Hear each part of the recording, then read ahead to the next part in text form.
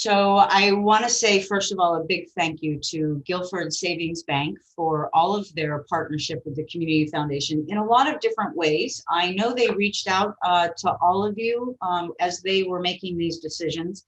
They partner with several community foundations along the shoreline and within their footprint in a variety of ways to ensure that we're all working together to support our nonprofit organizations in your work in the community.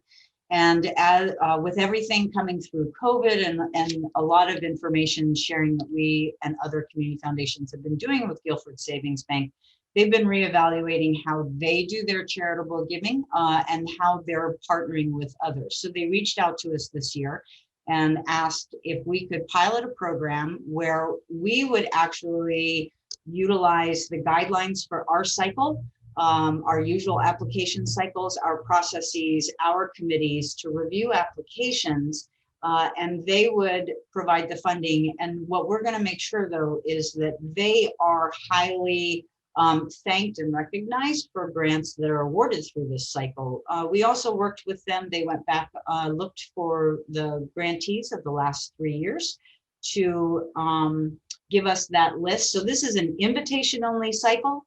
The actual link to the application, as I said, will not be posted on the website. I'm going to email that out to you. It's also in the slides that we're going to look at. And if you can't find it or you have problems with it, let me know. But you also need that original landing page, and I'll make sure you have that link as well, because there are a couple of other things on that page that you'll need. In general, the timeline that we've developed for this, we have built in a little bit of maneuverability and flexibility, because obviously none of us know what's going to happen within the next month, 6 weeks or so. So I've had to build it so that we can adapt if necessary as we're working through this and testing this out. It is a pilot program. So obviously today is the launch of everything. We're doing the information session. We'll send you out the link to the application. If you have any questions afterwards, please let me know. The applications are due on April 2nd by 4 p.m. So at 4 p.m. I will be shutting down the application itself. So everything needs to have been submitted by 4 p.m. on April 2nd. Those that are new to our cycle, I'm hoping that you find the application relatively straightforward. The platform that we use is built into our website. It's not an outside one that you have to register for. But there are also a couple of things that I'll touch on in just a bit that you need to know about using this. Those that have been through the process before, you're going to recognize this. You've worked with this application before. The staff and committee will review the applications during April. If there's any information we need or any further follow-up, we'll reach out to the person who is listed as the contact person on the application. So whoever that might be, please make sure that they're monitoring their emails, particularly spam, in case my email address is new to that person and their system filters me into the junk folder, which has happened. The committee will meet in late May to make their final recommendations for our board of directors. Our board meets in June. We will notify the organizations with regard to whatever the recommendation is after that, whether it's approved or denied, and the week that follows that. And we're hoping, what we'd really like to do is we're hoping to be able to get all of the grantees together with Guilford Savings Bank, either virtually or in person, depending on what's going on, sometime around the first week of August, just to do a rah-rah thank you to Guilford Savings Bank for their investment in the community, their continued commitment to our region, and give everyone an opportunity to see one another and chat. I'm going to stop sharing for just a moment, and I want to say welcome and thank you to Renee Pallenberg of Guilford Savings Bank, who just joined us. And Renee, thank you so much for taking a few minutes to join us today at this, and thank you for partnering with the Community Foundation and your continued commitment to all of our nonprofit organizations. Thank you, Thera. I'm sorry I'm late. That's all right. Excuse me. We're glad to have you here. Good. Okay, so let me go back and I will share this again.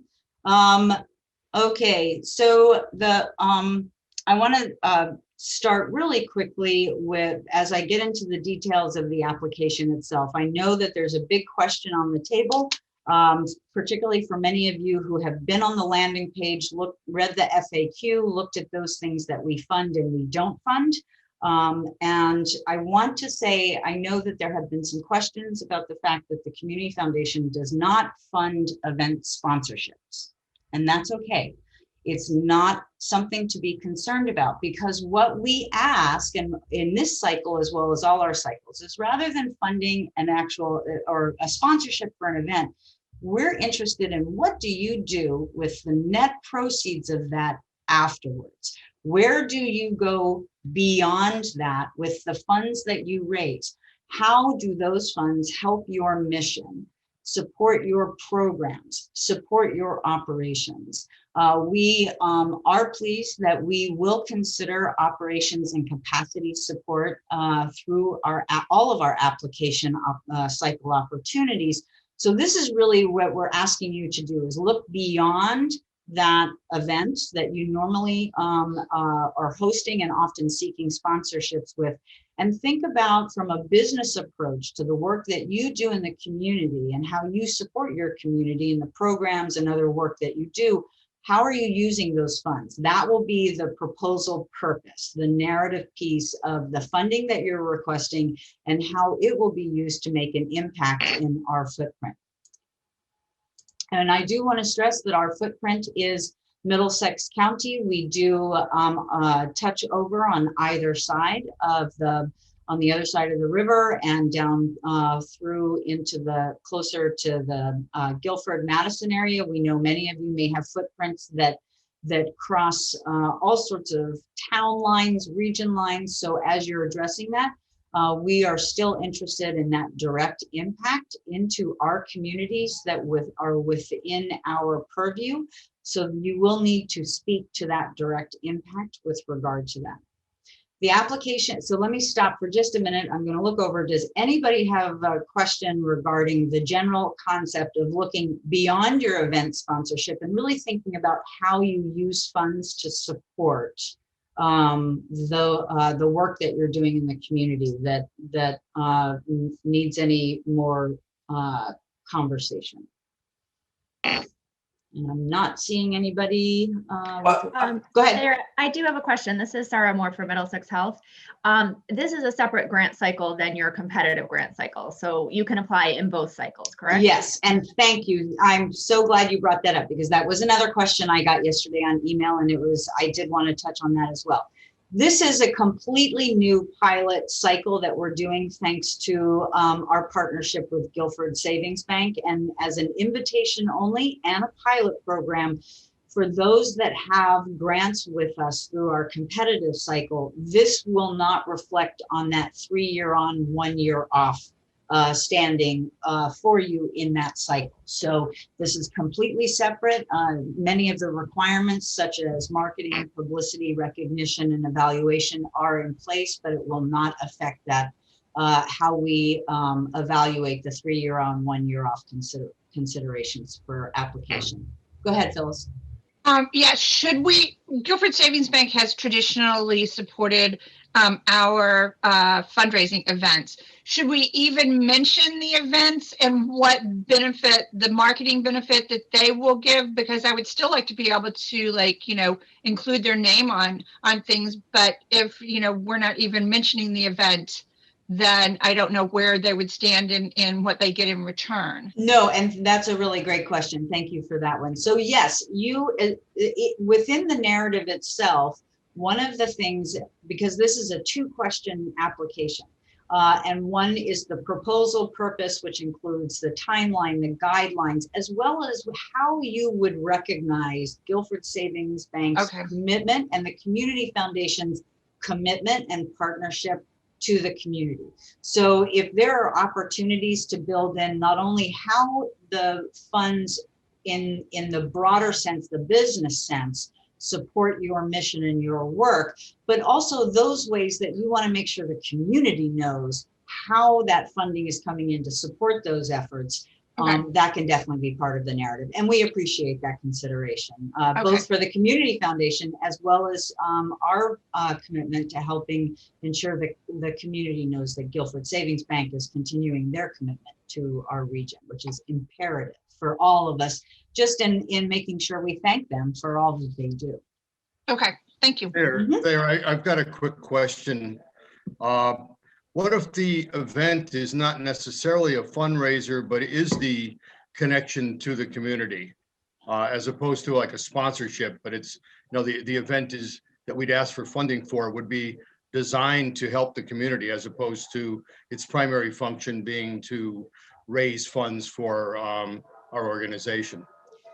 If the event itself is actually what I think, if I hear what you're asking, Pat, you're thinking that you're doing a program where people are coming in and participating and it's supporting something in the community. So that's a more program-based application, which is fine, completely acceptable, because obviously in order to produce that program, that's the outreach to the community, that's supporting in making that program possible. Okay, thank you. Mm-hmm. Anyone else? Go ahead. Thayer, you mentioned the possibility of either operational funds or programs specifically being possibilities for this application. Do you have a sense as to, I mean, some grantors, right, have a little less appetite to support overhead and administrative costs. Do you have a recommendation or sense as to where things stand for this? So the Community Foundation's approach to this is that you can't do, within every program you do, you're having to build operations support. So if you need to do lots of progress, so if you're looking at supporting your ability to do your mission, that's a capacity building or an operations development, operations support approach. We recognize that. We know that you have to be able to do all of that ongoing day-to-day programming and service and work that happens behind the scenes. So when you're writing that narrative and you're speaking to that, you address the fact that these are the many ways that in order to keep the organization moving forward, you have to support its day-to-day business because it touches all of these different places. So even if you're writing a specific program-based application, you're still having to speak to some operations. So we don't necessarily say you should choose this over this, because we recognize from our perspective that in order to be a nonprofit serving our community, even if you're an all-volunteer organization, you are still having to get things done. So that is that approach. You just need to be very clear in making sure that you recognize that your impact is not just inside the organization, but because you're able to support the inside workings of an organization, you are impacting out into the community. And that needs to be incorporated into your narrative. Great, thank you. Mm-hmm. There, I had a question. You mentioned the non-award-based needs, and I'm a novice to this. So in what ways would the Community Foundation or Guilford Savings Bank be supporting us in a non-award way? Non-award way. It's your last bullet. Oh, I'm sorry. Okay. Sorry, I hadn't gotten that far down. Okay. So on the application, as I said, there are two main questions that have to do with the application itself. But the other way that the Community Foundation and Guilford Savings Bank traditionally has offered is sometimes there are other things. So helping us track issues that are arising in the community that we may not be aware of. Finding opportunities to connect the dots. We are notorious for connecting the dots. Or we hope we are, in a very good way, because sometimes one group has an idea and they have heard along the grapevine that this other group may be doing this program or offering this service or have this mission. And we work to bring those people together. So when it's a last question that just helps us find out what else is going on beyond the application asking for funding, that if there's something that we need to be aware of, or maybe that Guilford Savings Bank would like to be aware of that's happening within their footprint that may help them in their business and identify ways to reach out into the community in a variety of ways for what they need to do in their business. So when that question is more for our information and helps us in an ongoing way evaluate either the trainings that we're offering, needs from our nonprofits that are non-monetary based that we're not aware of, or issues that the forefront people working right directly in the community may see rising up, and we should have an idea of and have information about before potentially it becomes a real problem that we're all trying to address. Can I add something to that too, Thayer? Please do. From the bank's perspective, we also want to continue with the volunteer effort. So I know at a lot of these events, we've either run up an auction team or we've just volunteered with registration or support, bartending, sometimes any of that. We still want to continue with those volunteer activities. So please continue to reach out directly to us when you need volunteers for those events. That won't go away. Thank you, Renee. Thank you. So back to the pieces here, that for many of you, you've seen it on the others, we do ask demographic questions that help us just determine and report out to the community on the impact that our funding provides. Those are things like the number of the population served. When on the geographic area, we really ask that you only check the towns that you have impact in, and these are not questions that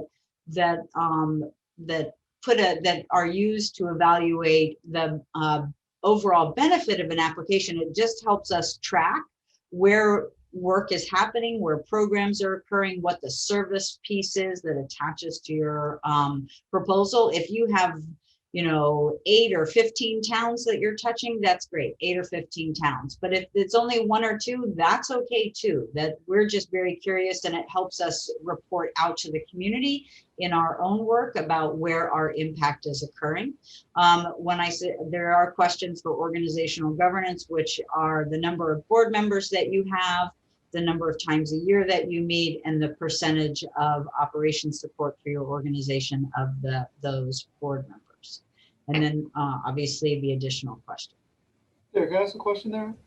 Going back to the demographic piece in the geographic region, if the events take place in one town, but attendees are coming from outside Old Saybrook and the greater Middlesex area, if you will, or Lower River Valley, we can and should include all those towns, even though the events are taking place in Old Saybrook? Yes, that question has to do with impact. So if the actual program occurs in Old Saybrook, but you know that you are going to get participants from 5 towns around Old Saybrook, then obviously that's your geographic impact, because you're making those touches into all of those communities. Perfect, thank you. Mm-hmm. So I have a question. Sure. Organizational governance. This COVID has really disrupted our normal life. Should it be answered on normalness or the COVID world? Wayne, that's a really great question. I would say that's a good question. And I don't think anyone had asked that during our last cycle either. So I'm going to think about that for just a minute. I would say I would hope that even during COVID, most boards have met a minimum of 3 times to 4 times during the year. So I would say look at the last 18 months, and even though we ask on a calendar year, if it looks like there was a significant drop, we would want to know that, because if it's just a matter that there's not a lot of business to handle, but there are still governance pieces going on, that's a good thing. But if it's because there were technical issues or an inability to meet due to COVID, and you could provide additional information in the additional, that non-funding block to answer that, that may be a way that we might help either brainstorm or make a connection, because we're all hopeful that going forward with vaccines and precautions, et cetera, things may change, but we don't know that for a fact. So I would say I am interested to know what happened in the last year, in the hopes that everybody has been able to at least maintain a strong standard of governance. It just may be, if your board used to meet every month and now it meets 4 times a year, then your board met 4 times a year. If your board didn't meet at all, then there may be some, if it's because of technical or something, then there may be another way that we could reach out and help sort of brainstorm through that.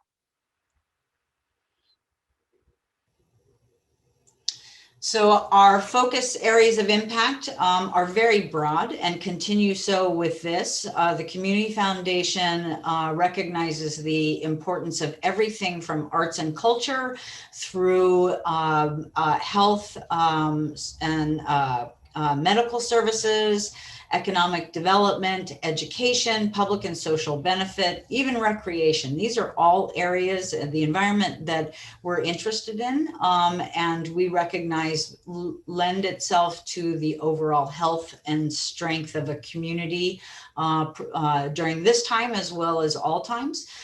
So there is a question, you can pick which area best suits the overall purpose of your organization as well as what your ask is.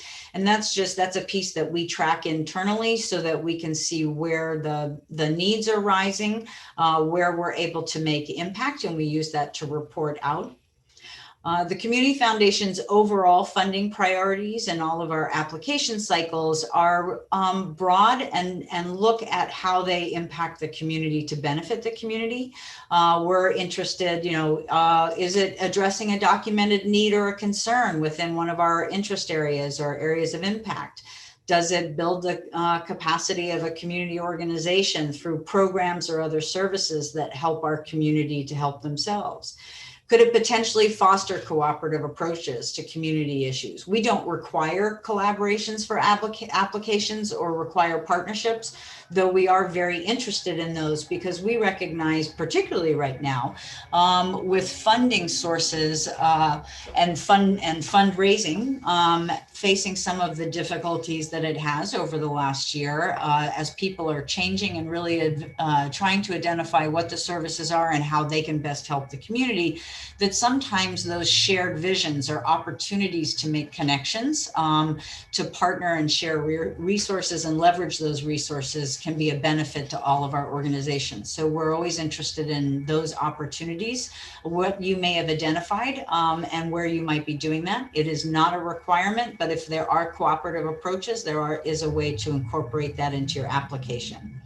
We always want to be a catalyst for attracting other funding resources. Leveraging funding helps. Recognizing that and sharing out, this really ties into with marketing and publicity opportunities of sharing the fact that your organization is receiving funding through the Community Foundation, through a partner like Guilford Savings Bank, can help raise awareness about your work and the financial needs to make that work possible. So it can often serve as a catalyst for attracting other funding resources, as well as building the infrastructure of your organization so that you continue to meet your mission and move it forward and serve our communities. And these are for those that are new to our cycles. These are our general guidelines of things that we often look for, though they're not requirements. You don't necessarily have to go through and check all of them off, but they are pieces that you can speak to in your application. There's a question asking what type of application you're submitting, and this just helps internally to track with the type of funding that we may be providing to our nonprofits. It could be a program development or implementation application. It could be an organizational improvement application, which is overall operations support. Or a specific avenue or need division within that. Maybe it's training and technical assistance For some of our organizations, it's even equipment or material needs, and then general capacity building, which can also include a broader, more long-term strategic planning, board governance, training, development that may be part of all of your capacity building work. The additional things that we recognize are, Chair? yeah. Who is that? Because this is a separate, sorry, it's Heather. Hi, Heather. Because this is a separate from the competitive grant cycle, can it be the same thing can it be additional funding for the same thing that we applied for during the competitive cycle? Yes, because this is not connected with the Okay. competitive cycle. Perfect. Okay. I just wanted to make sure. Thank you. Yes. No, good question. Recognizing what is that a number of things have been happening during COVID and still continue to happen during the pandemic as we're working through it. We also recognize that many of our organizations continue to support current critical needs within the community. So those are considerations. They're not requirements, but we recognize that is where a lot of the need continues to come from as you're evaluating the work that you're doing and the response that you're helping within the community to meet those. Excuse me.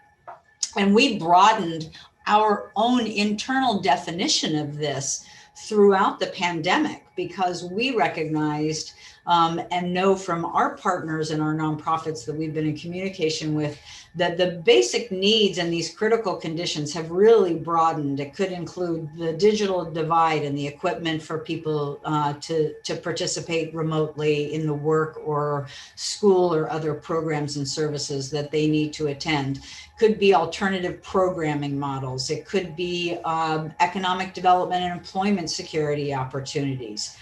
So all of this feeds into our belief and our model of ensuring that we remain consistent and transparent, and we provide an opportunity that is an open approach for all nonprofits in all of those focus areas that we identify as being important to the health and security and the benefit of our community.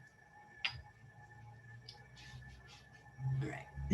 So I'm going to stop sharing this screen for just a moment. Let me see if I can and just actually, no, I'm going to go on. So let me touch really quickly. We do have a requirement and an expectation of good marketing and publicity for all of our applications or our grants in all our cycles, however we do that. For those that may be new to us, we do produce a grantee PR kit that outlines what our expectations are. It is available on our website in the nonprofits section under resources on the forms and PR guidelines page. When you get this PDF, that link is a hyperlink and will take you right there if you've not visited that. Those that have attended our PR sessions and have grants through other cycles are familiar with this. We also want to ensure, we are so appreciative of the opportunity to pilot this and partner with Guilford Savings Bank, that it's imperative to us that it's not just community foundation recognition, but that it's Guilford Savings Bank recognition for their commitment to our community and their continued investment in our nonprofits and the work they do within the community. So we will work with them on guidelines for their logo to make sure that we are providing you what they expect, as well as what the guidelines for any use of our logo is, and all of that will be made available to the grantees. There is a final evaluation requirement for this application cycle as well. Valuations are due at the point where all of the funding has been expended and or the program or project is complete, depending on the type of application it is. It will be our normal evaluation report, which is available on that same forms and PR guidelines. It is now an online submitted form, just like your application is, and we will be sharing those evaluations with Guilford Savings Bank so that they can utilize that information in their ongoing outreach and communication with their constituents of the work that they're doing to support the community. Any questions on that before I get into just some key things? And for those that haven't seen the application, I'll bring that up.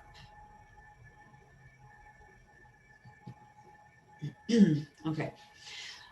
The funding request maximum for this application cycle is $3,000. You definitely can ask for the maximum. We, one of the things that we do evaluate, and we recognize that it's a pool of money, but there are a number of participants, is sometimes we evaluate what the available funding is and the best impact that we can make. So we do, have done in the past in other cycles and through other grant opportunities, provide occasional partial support instead of full. There is a budget form, summary budget form. It's in a Word document on the website. I'll show you in just a moment. You'll need to download that, complete it. It needs to be saved as a PDF and uploaded with your application. That needs to be detailed information, line items of how the funding is spent, as well as the total project, within the total project. So it's not just what you're asking for, it's the total project. Most of the applications that we expect will be obviously from about mid 2021 going forward, and could be even into 2022, depending on what types of programs or needs you're looking at. Awards cannot be used to pay for expenses that have already that you incurred in 2020 and you're still paying off. Or this should have said first quarter. I apologize. It's not first 6 months, but the first quarter of this year. Those are expenses you've already incurred. We don't look to pay things off that you didn't have funding for. We're looking at where you are now going forward and what you need to do to continue your mission. So I'll fix this before you send it out to you. It is a competitive cycle. There is no guarantee of funding. We do our best to meet the needs as we see them based on the funding available. We will notify you of the status of your application at the end, and we are always happy to have follow-up conversations about the application itself and considerations and conversations during our review process that may benefit you not only for future applications with us, but future applications with any funding. There on the FAQ on the landing page, there's a list of things that we will not consider funding for. So I encourage you to look at that, read through those, but the ones that I really need to stress because of the pandemic, we have been very cautious about new staff positions or due to the pandemic's instability towards that. So at the moment, we are not looking at supporting new staff positions, but maintaining staff going forward to do your programs and services. Hazard pay expenses are not something that we will consider funding for those that may provide hazard pay to your staff. We appreciate that you do that, but that's not an item that we will consider funding. Recouping lost revenue, which occurred during 2020 and the first quarter of 2021 due to reduced fundraising efforts, reduced donor contributions, those cannot be recouped through this application process, or payment of any debt or legal settlements or repayment of any SBA, PPP, or other COVID-19 related loans. We are interested in those that are able to take advantage of SBA and PPP loans. We recognize that these are opportunities that come through.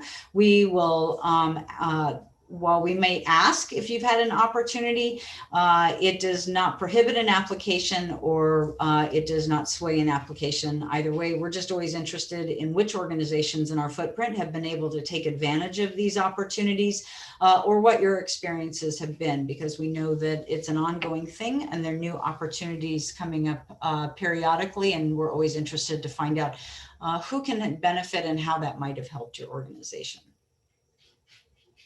Okay, so I'm going to, let me see if this will actually be.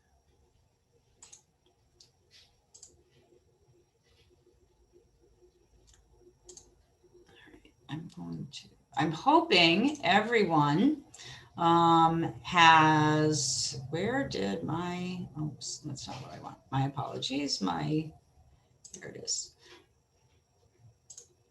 I'm hoping everyone has stopped by and checked out the application FAQ. We do ask that all of the nonprofits that apply comply with the non-discrimination policy. That's part of our national standards accreditation with the National Standards of Community Foundations. This is important general information.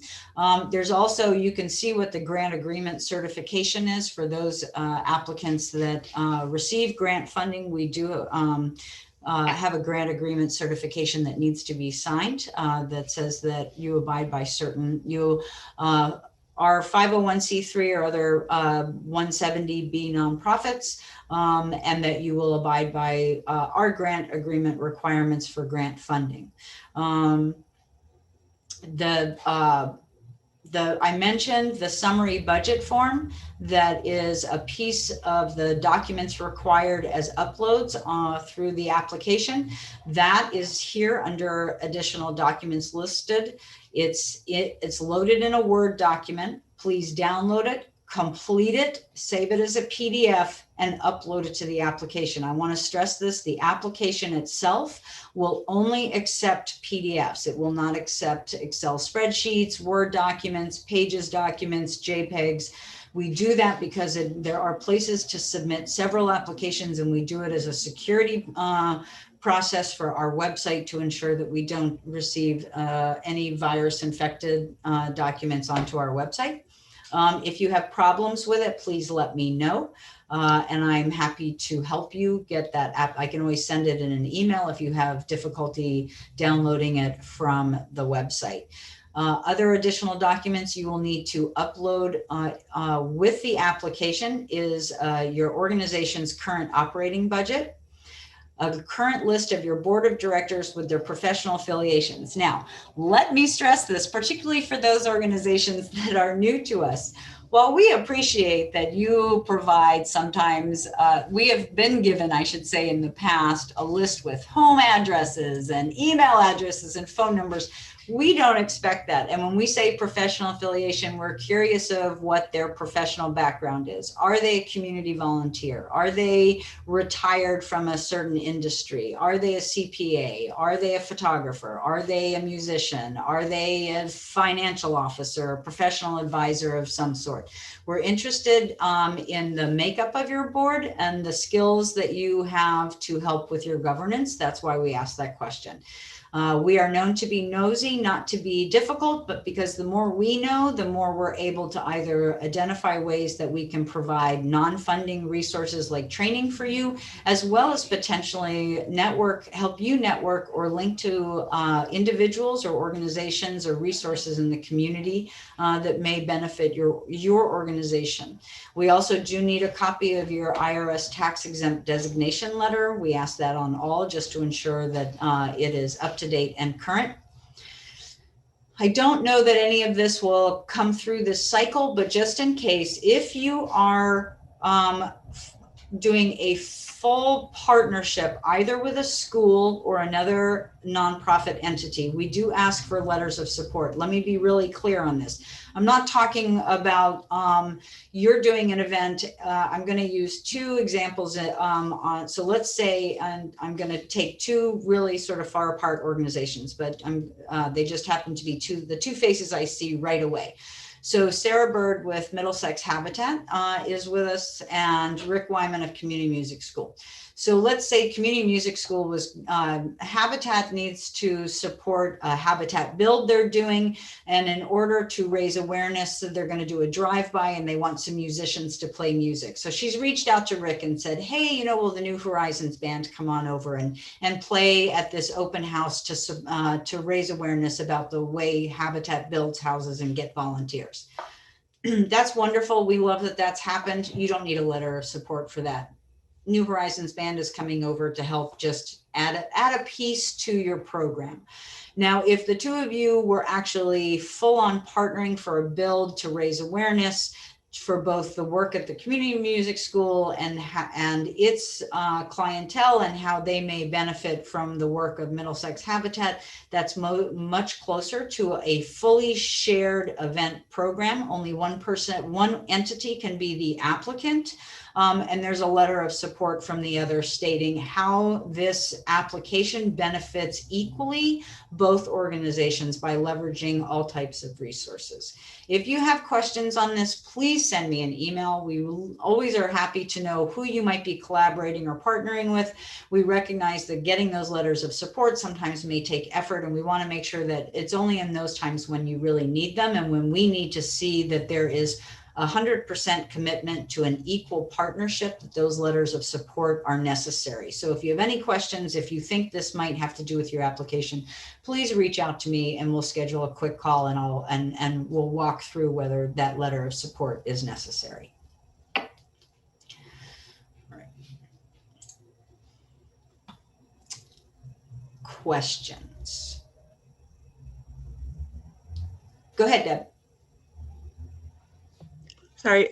So my question was, you talked about the fact that $3,000 is sort of the maximum grant request that you can make. I assume, are you looking like 500 and up, or that's one question. And the other question is, what's the total pool of money that you're expecting to be available? So yeah, normally our minimum application amount is about $500. We've had requests for 250. So I would say, particularly in this case, if that's what you're requesting, anything less than about 250 or 500 usually has different avenues for approach for various funders. The pool of money is Renee, do you want to speak to that? Sure. So I believe, let me just check my notes here. So I think we're still looking at that, right? Yeah, we're still looking at that, but I can tell you that if, for example, we gave $30,000 to the Middlesex community, or organizations that we're referring to Middlesex community, we did increase it this year. So there's an expectation that everything we fulfilled on average over the last couple of years would be met. There are some organizations that we're retaining for different reasons. Either they don't fall under a category that qualifies for funding through the Middlesex Community Fund, or they're kind of outside of that, primary market area. So I hope that helps. No, once we have the dollar amount nailed down, we will make a public announcement. And Deb, too, that's one of the reasons that, particularly with the application cycle, it helps us to work with Guilford Savings Bank on looking at what the requests are once they're in, because then we can, because we'll keep Guilford Savings Bank up to date throughout the whole process of what we're receiving, what the asks are looking like, where they're fitting within the various funding opportunities and our impact areas and what the needs are. So we're in constant contact because, as I said, this is a pilot program. We're very excited to be able to do this, but it's a new thing for all of us to see how this is going to work through. Thank you. So to kind of follow on that, this is going to take a lot of work. We're a bunch of volunteers, and it's going to be some work. Is this a one-off deal, or once the money's expended, maybe you can't answer it, is Guilford going to do this again, or is it going to get rolled into the competitive process? So this is separate from our competitive process. So as I said, any application through this doesn't prohibit any organization from applying in our regularly scheduled competitive process, which will launch later this year. It usually launches in late June or early July. So I want to reiterate, I want to make sure everybody, this is completely separate. As far as one-off or one-time, this is a pilot program opportunity for us to partner with Guilford Savings, see how this goes. We can't speak to what might happen next year because we're all evaluating and seeing how this works both for the Community Foundation as well as Guilford Savings Bank this year. This is an opportunity to look at a way of supporting them, for us, of supporting them in their charitable investment in our community. And we appreciate all they do.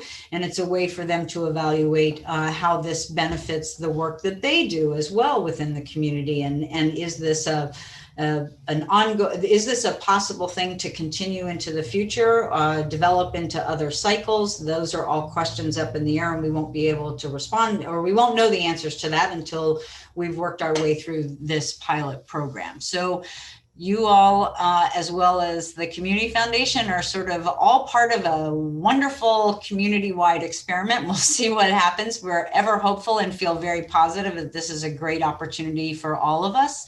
And we're excited to partner with it. But we know that there may be some little clicks and glitches along the way that we haven't foreseen, because it's adding a cycle to our sessions as well that is new for us to incorporate, and we're excited to be able to have that opportunity to test it out. I just want to add to that too, and I appreciate that, Thayer. I want to applaud the Community Foundation for allowing us to run this pilot program with them. The bank wants to continue to contribute at the same amount or greater than we have in past years. So it's not like we're looking to pull away from supporting any organizations. It's just that because we're a bank and we don't actually have a foundation of our own, we have invested in several of the community foundations. We've started a fund that you may be aware of in each of the community foundations. We continue to grow that fund. In my mind, I imagine at some point in time, the hope is that everything gets wrapped into an endowment fund, and then we're able to support organizations at the same level running it through that fund, but recognizing that we're not close to having enough money in that fund yet, and we don't want to pull back on what we contribute every year. We're still going to continue to do that in some capacity. The challenge we have, because we're not a foundation, is we're really not as, we're connected to the community, but we're not necessarily connected to community needs and where we might best provide support. So we rely on the foundation and the board of foundation and their grants review committee to do that for us. And as I mentioned, because we're not set up as a foundation, the bank right now is the marketing department is a 3-person unit. And we have historically reviewed about 140 applications a year. It's really become quite an undertaking for our organization. And we just don't feel that we're really equipped and skilled and best set up to be able to do that, to make sure we continue to provide the best support. So we see this as a win-win.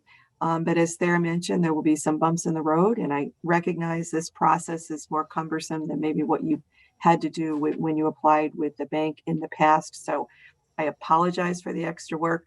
But I think once you go through it once, hopefully it'll become one of those that, you get it, you have the system down, you can kind of follow what you've done in previous years, and we'll work to smooth that out.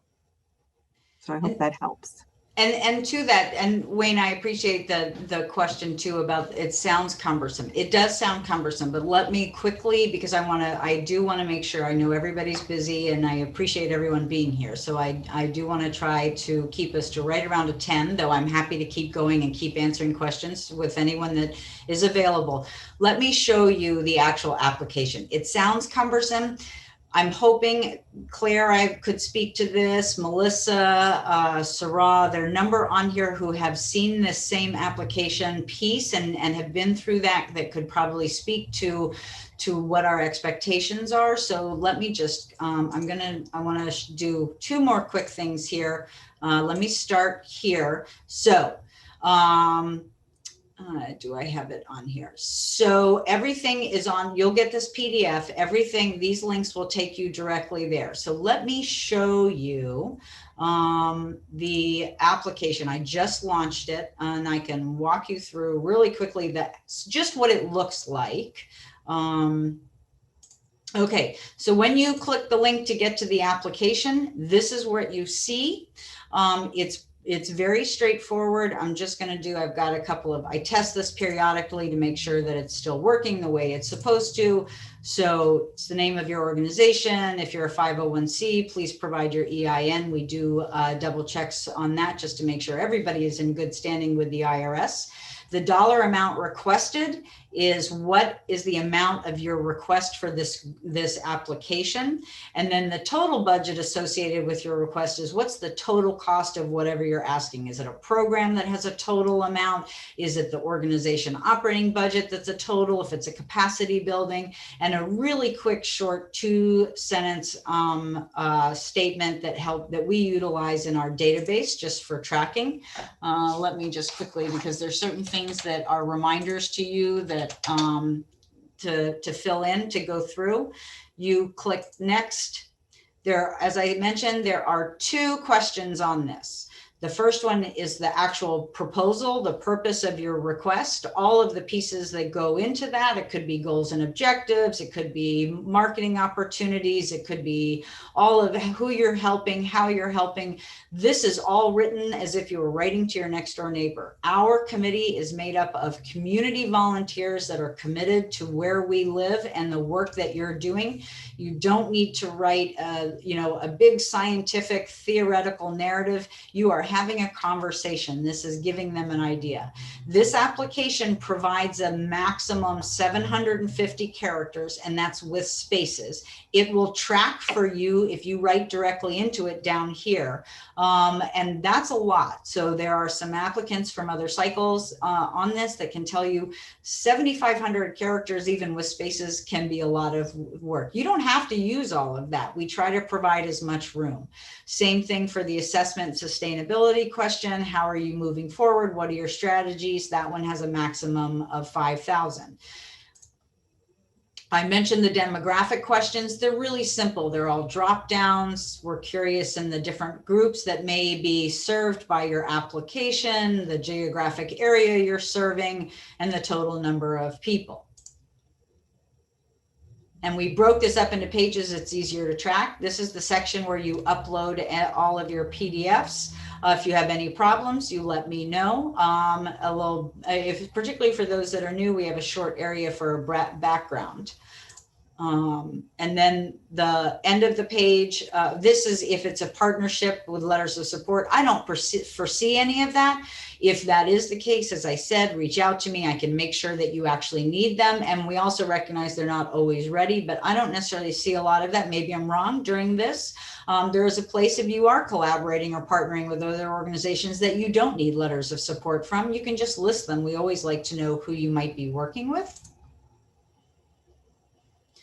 And then a section for the executive director as well as the contact person. The application allows you to go backwards and forwards. It also allows you to save and continue later, which I need to stress. This is a very, very important piece to this. So if you are starting it and you want to work on it later, or someone else is going to help you and pick up, if you click save and continue later, you will get a link here that will be emailed to you. Now, if overall the internet has a really heavy, high traffic time, which can happen, particularly if there are a lot of events going on, and we've noticed that with a lot of online things happening right now, sometimes there is a slowdown in when that will arrive. You also need to be aware whoever's email address goes in here for this link to be sent to them needs to check their junk folder. Certain filters are filtering it out.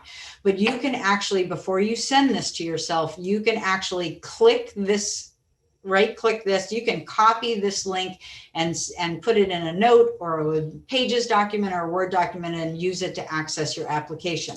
Because we don't require you to register on our website to access this, if you have an application that's in process, I can't see it. I can't access it. I can't help you if this link gets broken, or I'm not broken, sorry, if this link gets lost. So before you email it to yourself, and you just put your email in right here and send yourself the link, please make sure you copy this link as well in case it gets eaten by your spam folder. The email does, you'll have the link, because I can't get this. I can't access this application until it's submitted. I can't see it. It's on a temporary host server that's attached to ours, but is a completely separate entity. So I will stress that, because I do hear from people sometimes saying, can you send me the temporary link for my application? No, I can't do that. So please make sure that you both copy it and send it to yourself. And when you do, It'll say success. It'll tell you who it's sent to. At the very end, when you do hit submit for your application, those listed as the executive officer as well as the contact person will receive a link with the fully executed application, both in a form as well as a PDF with any attachments. If for some reason it doesn't show up in about 24, 36 hours, let me know. I can, because it'll come into us, I can always forward that for your records so that you will have a final record of what the submission is. Other questions? Yes, Jonathan. This was about the timeline. So timeline of understanding whether or not we've been awarded the grant. Our program is a 3-month summer-long program and starts middle of June. However, the marketing leading up to the event starts in April. So while I certainly understand the timeline of April 2nd they're due, and you guys obviously have to do due diligence to go through the process, is there any way to know when the date of confirmation might be? Or our board has variance power over all grant recommendations made, whether they're made through a committee reviewing applications or a donor advised fund that supports organizations. Our board meets on June 22nd. So I will not know prior to the board reviewing all recommendations made by the committee and giving their approval or declining whether something will be funded prior to that. So.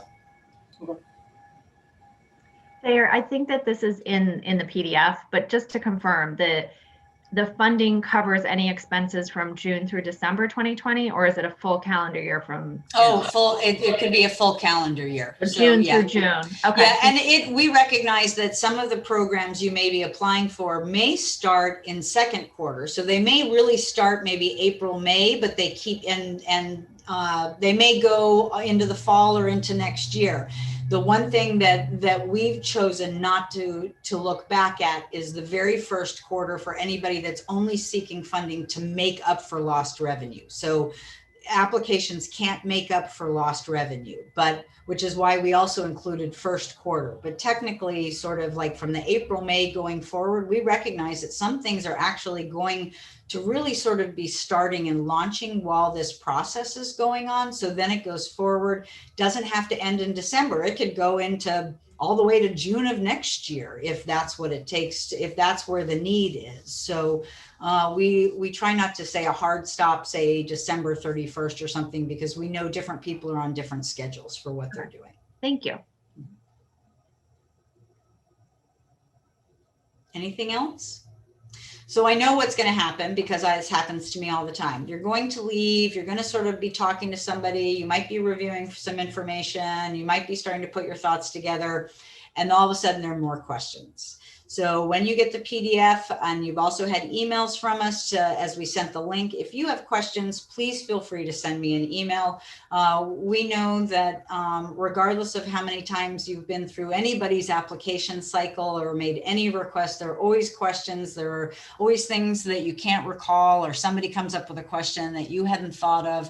We try to answer those as quickly as possible and be as responsive as possible. So please feel free to always, send those questions or send me an email that says I'm really sort of at a loss, or I don't know what the next steps are. The two things that we cannot do: we will not proofread your application to tell you how its standing is prior to submitting it in the cycle, to let you know what the chances are. Sorry, I can't do that even with a smaller group like this. But that's part of our across the board thing.